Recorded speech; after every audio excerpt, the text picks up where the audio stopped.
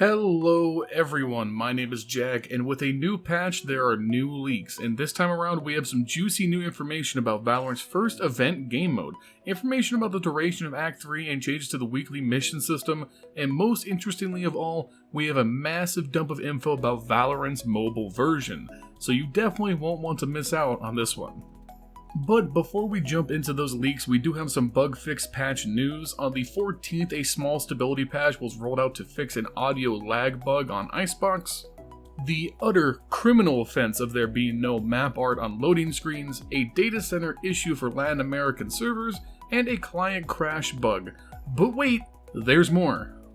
On the 15th, Riot also tweeted out that they are aware of the issues with micro stutters in-game, and a fix for that is currently top priority. And of course, thanks Riot, this bug is annoying in the purest sense, and I'm sure we will all be happy to see it go. No date is slated for that hotfix at the time of writing this video, however. With that out of the way, let's start talking leaks. So, in the files, data miners found text strings that talked about a game mode called Snowball.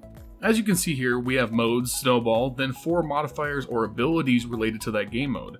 Those being Bouncy, Growball, Rapid Fire, and Skates.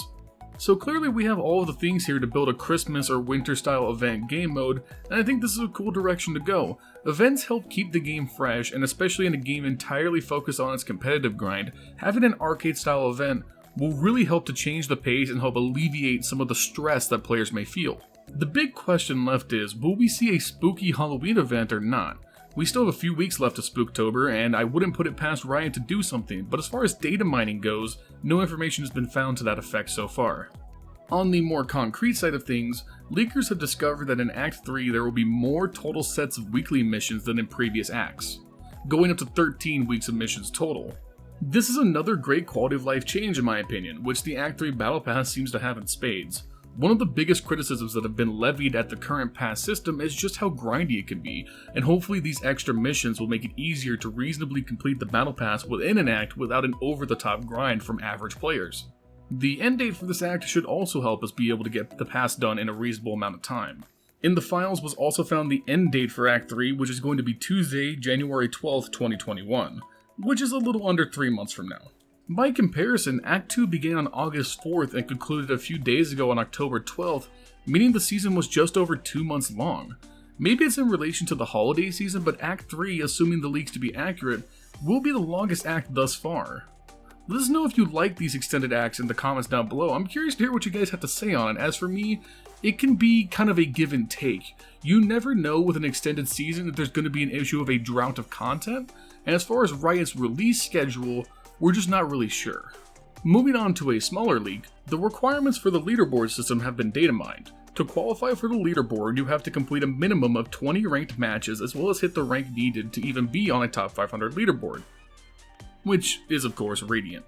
The leaderboard is currently unreleased, but this leak certainly helps assuage my fears about it, namely that if there weren't harsh requirements, that it would be dominated by whatever cheater broke into top 500 before getting banned, which really defeats the purpose of the leaderboard in the first place. In other news, the only information related to unreleased agents was rather small, and that's that a previously mentioned agent named Stealth no longer appears in the game files. Now this could mean a few things. Stealth could have been the codename for Sky, or Riot was acting as they've stated and Stealth was intended to be a false positive leak. Basically, Riot understand that data miners are all over their files the moment a patch goes live, and they slip in fake information to help throw us off. Which is why, regardless of what we talk about today, take it with a pinch of salt as it could ultimately be wrong. Regardless, we don't know what Stealth being gone signifies, only that Stealth and Ice King were the previous leaked agents, and as I know all too well, Ice King isn't in the game right now, so we'll just have to wait and see. And with all of that, let's talk about the biggest leak so far, and that's the huge dump of settings for what appears to be a mobile version of Valorant. What we see here are a bunch of settings and variables from stuff about joystick sensitivity to commands activated by double tapping the left or right side of a screen. Other interesting settings here are support for gyroscope aiming functionality, which just sounds insane.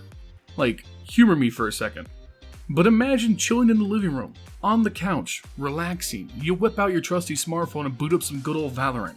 It's time to game in the most comfortable position you can, but you also want to be effective. You're not very good on the sticks, so you enable the gyro aiming. It's time to channel your inner Nintendo Switch, get your Breath of the Wild on inside of Valorant.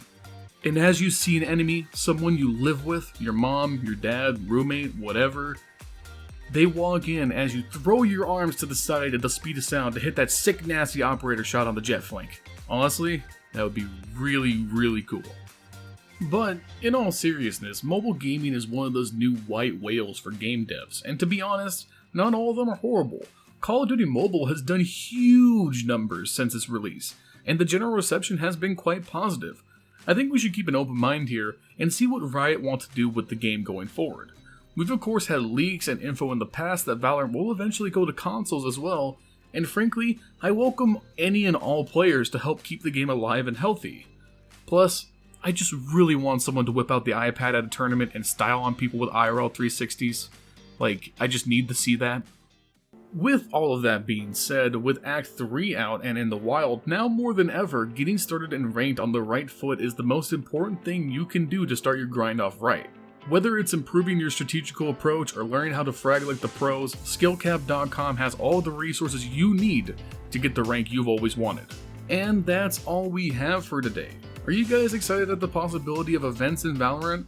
What type of event content would you like to see in the game? Let us know in the comments down below. While you're down there, make sure to like the video and subscribe as well for more premium content like this with one goal in mind, helping you become a better player. We here at SkillCapped would like to thank you for watching, and we will see you in the next one.